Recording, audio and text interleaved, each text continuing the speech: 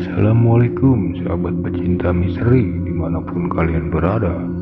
Apa kabarnya semua? Selamat berjumpa kembali di channel Tumbang Horor. Dan pada kesempatan kali ini, Mimin akan menceritakan kisah horor yang berjudul Jin Penunggu Masjid yang Mengganggu. Selamat mendengarkan, dan ceritanya begini.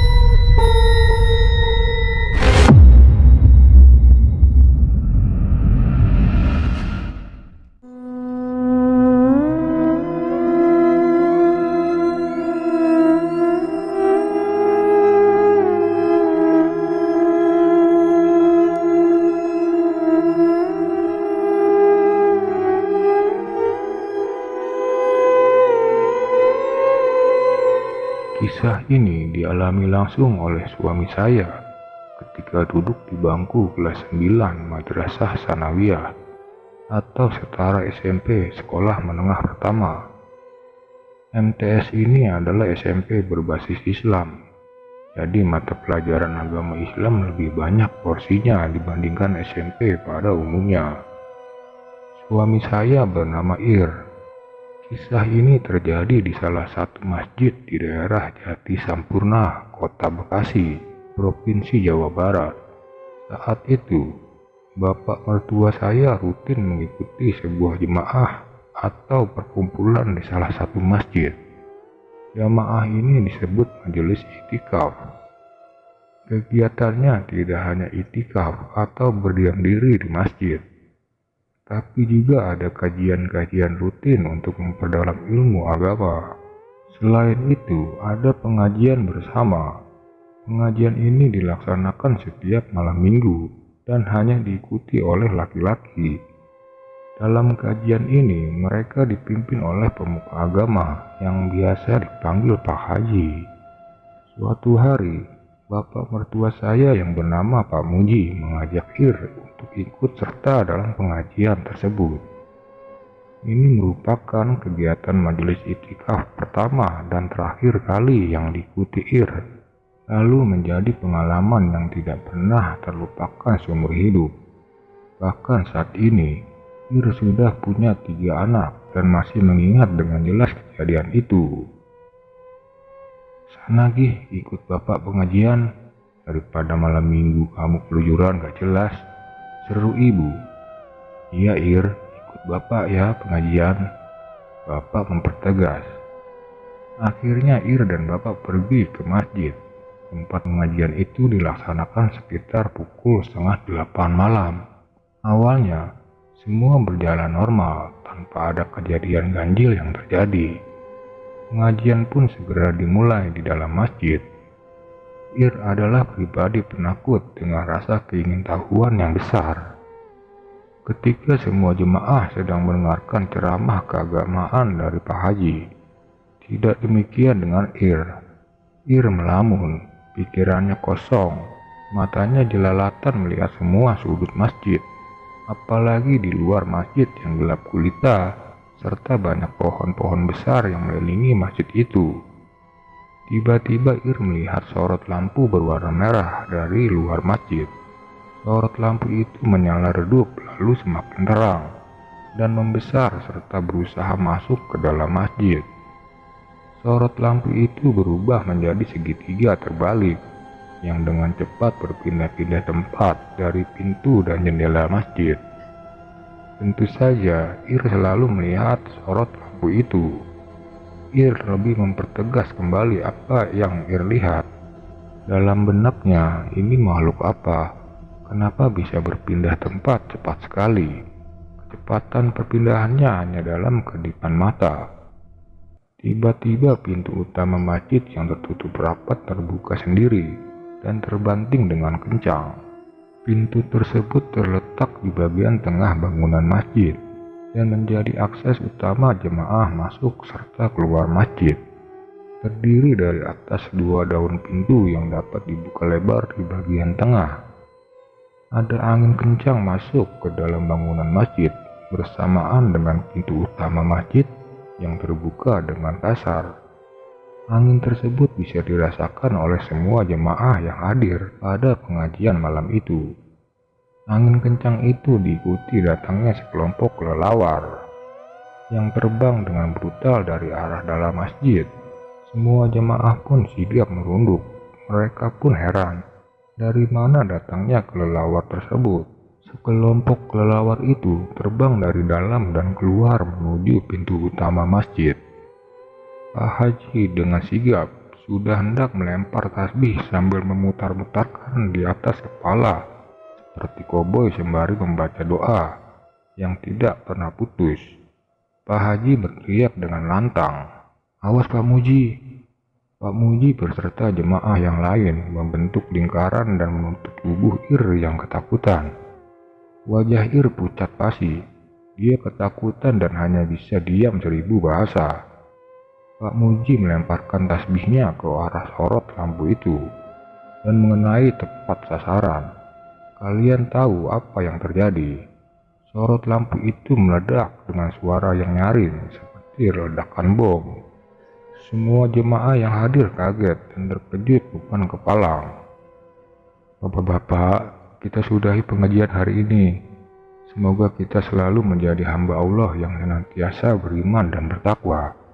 Wabillahi taufiq wal hidayah. Wassalamualaikum warahmatullahi wabarakatuh," ujar Pak Haji menutup pengajian malam itu. "Waalaikumsalam warahmatullahi wabarakatuh," jawab semua jamaah yang menghadiri pengajian tersebut. "Silahkan pulang semua bapak-bapak, hati-hati di jalan. Pak Muji dan Ir, jangan langsung pulang ya, ke rumah saya saja dulu. Ir, jangan kosong ya nak pikirannya, zikir terus dan selalu ingat Allah, jangan sampai terputus ya," kata Pak Haji sebelum jemaah pulang masing-masing. Semua jemaah sudah meninggalkan masjid. Lalu Pak Haji, Pak Muji dan Ir menuju rumah Pak Haji yang tidak terlalu jauh dan masih berada dalam satu gang dengan masjid tempat pengajian berlangsung. Rumah Pak Haji masih terbuka lebar karena istri Pak Haji memiliki usaha warung kelontong yang tutup hingga larut malam dan masih melayani banyak pembeli. "Assalamualaikum," sapa Pak Haji. Pak Muji dan Ir, "Waalaikumsalam warahmatullahi wabarakatuh. Mari silahkan masuk," jawab Bu Haji dengan ramah.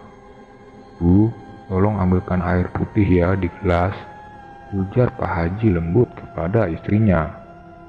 Lalu dengan sigap Bu Haji memberikan segelas air mineral kepada suaminya.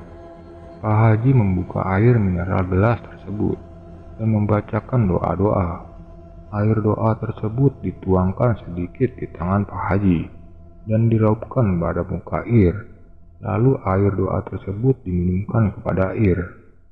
Ir dengan sigap menghabiskan segelas air mineral yang telah didoakan oleh Pak Haji. Setelah Ir tenang dan tidak merasa ketakutan lagi, Pak Haji dan Pak Muji berbincang santai.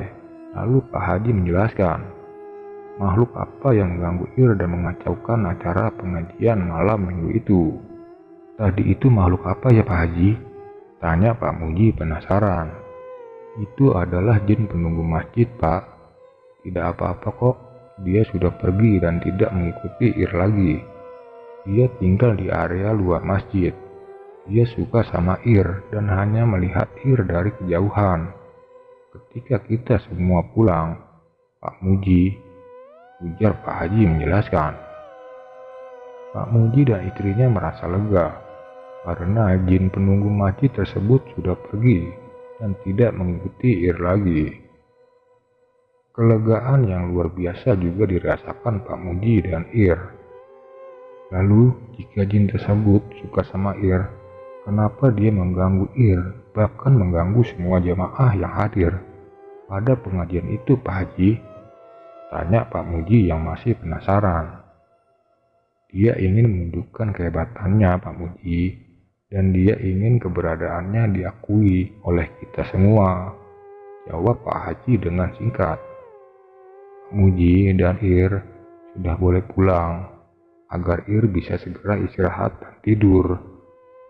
Nah, pikirannya jangan kosong ya, kamu harus zikir terus, dan selalu ingat Allah, jangan sampai terputus ya, pesan Pak Haji kepada Ir. Ir mengiyakan dengan sopan, dan mengingat-ingat pesan Pak Haji. Pak Muji dan Ir pamit pulang kepada Pak Haji dan istrinya. Masjid tersebut adalah masjid milik sebuah keluarga yang pembangunannya masih percaya pada hal-hal mistik. Hal mistik yang dilakukan saat pembangunan masjid tersebut adalah memotong ayam cemani dan menjadikan darah ayam tersebut sebagai fondasi bangunan masjid. Selain itu, pemilik masjid juga menanam miniatur pocong kecil sebagai fondasi bangunan masjid. Hal ini sudah jelas tidak dibenarkan dalam Islam. Perbuatan ini mengarah pada kesyirikan, yaitu perbuatan menyekutukan Allah. Masjid ini pun semakin sepi dan ditinggalkan para jemaah, bahkan warga sekitar masjid enggan beribadah di masjid itu. Sebagai umat Islam, mari kita amalkan ajaran Islam yang murni, yaitu hanya percaya kepada Allah dan Rasul-Nya, tanpa embel-embel ilmu kejawen dan tanpa ditunggangi oleh hal-hal mistik yang menjerumuskan kita pada kesyirikan. Terima kasih pecinta misteri yang sudah menyimak video ini dari awal sampai akhir. Buat kalian yang suka dengan video ini, tinggalkan jejak komen, like, dan subscribe.